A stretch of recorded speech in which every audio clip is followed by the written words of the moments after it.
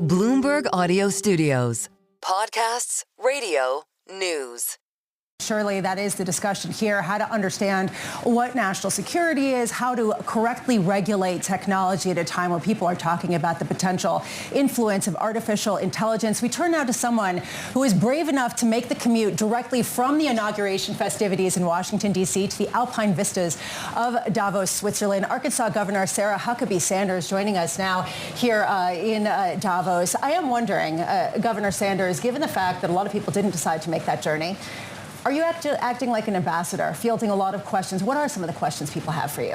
Certainly don't need an ambassador. President Trump will address the group here today, although he can't be here in person, certainly dominating almost every conversation, but not just here, across the globe. I think there is so much excitement, so much optimism about him coming back into the White House. People across the world are excited to see what he's going to do, and he's hit the ground running and gotten a lot done in a short amount of time. This is somebody who now is coming in as a seasoned veteran. He has been there before, and there's no learning curve. He is getting a lot of things done and in short order, and the people are excited to see what's happening. Anne-Marie was just talking about some of the discussions around TikTok last night on Fox News, and this question around what is national security? How do you adequately regulate big tech when you have also this focus on celebrating the national champions of U.S. tech companies? You're here to talk about tech.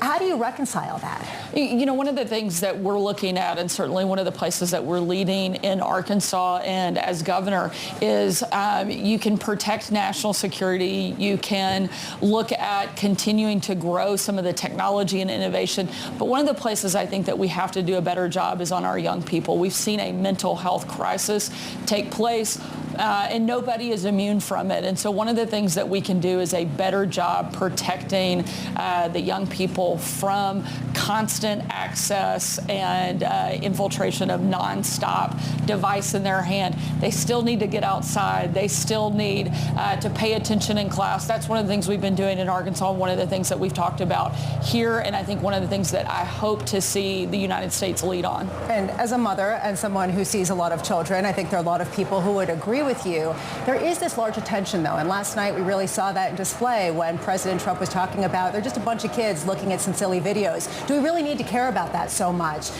Do you agree with that premise, or is this something that goes to national security, but also the heart of something else about what it means to have appropriate technology?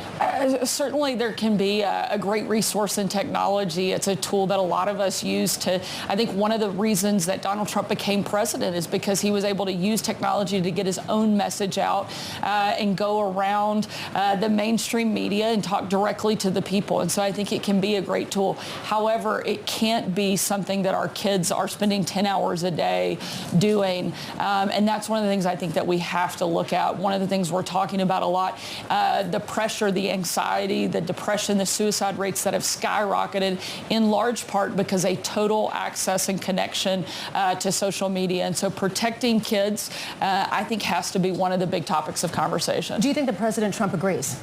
You know, that's a conversation I haven't had with him, but it's something certainly that I look forward to talking about with him as he takes the reins here at the White House. Do you think there is clarity about what national security is and what isn't? I think there are some big differences in kids versus national security and whether or not they can focus in the classroom and whether or not other countries are taking all of our data. Those are very different conversations. This is a president who I know cares a lot about protecting American interests and is always going to do what is necessary to protect our country. You've seen him taking action on day one, so I have no doubt, no concern over that. One of the things I do think that has to be a greater part of the discussion is the mental health impact that it's having on young people. You're on two panels. One of them is talking about this. The other one is with Kentucky Governor Andy Beshear, who is a Democrat, and I believe you guys are staying in a similar place, and I'm imagining the Sharks and Jets walking past each other. It's a panel about the role of governors and states in presidential transition and implementing policy, and this comes at a time where President Trump has basically said, get on board or face the consequences. Do you think that that is the right way to get states on board? I have a great partnership. I want Arkansas to be one of the leaders of a lot of the initiatives that the president is pushing.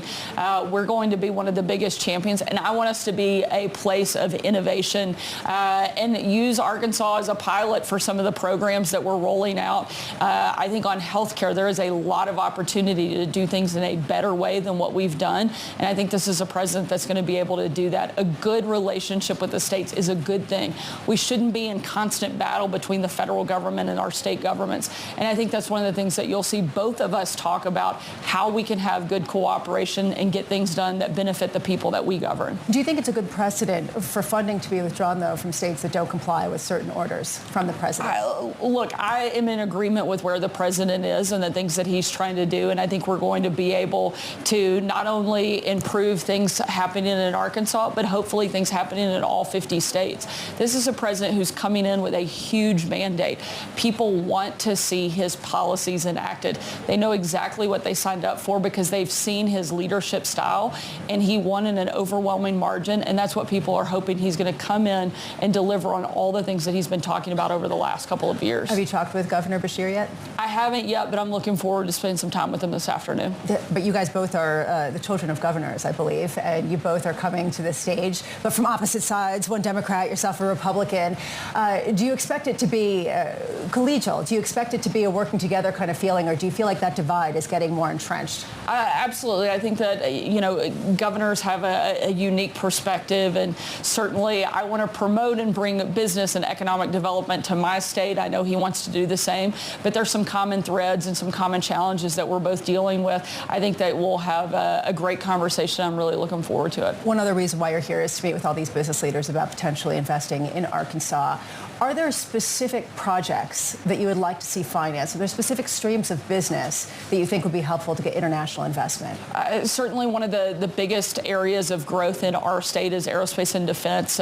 It's now the #1 export from Arkansas. Arkansas has the best economic growth of any state in the country over the last year. We're the #1 state for people to move into anywhere in the country. There's a lot of great things happening in our state. We like to tout that we are home to Fortune 1, a little retailer you may have heard of called Yes. Walmart. So we're not afraid of big business and success stories in Arkansas, and we have the opportunity to meet with a lot of companies and let them know that we're open and we're ready for them to invest and make Arkansas their home as well. How many meetings are you having? How much did you get, just an influx of people who wanted to meet with you? And did anyone surprise you, or any places surprise you where they came from? It's certainly a busy couple days, and look forward to making them a really productive few days with a lot of good things to take back home to Arkansas. Are you concerned, though, that there's this feeling that maybe the U.S. is putting itself first at the loss of other countries? Not at all. I think it's important. Everybody is going to be competing for the people that they either govern or lead, and that's exactly what you're going to get in Donald Trump. It's somebody, he hasn't been shy about the fact that he wants America to win. There's nothing negative about wanting the best for your country and the people that you lead, and I think that people want to see him do that, and that's why he won re-election in such a big way. Governor Sanders, really appreciate your time and you making the trek from Washington, D.C. to Davos. Not many people did that. Arkansas Governor Sarah Huckabee Sanders did.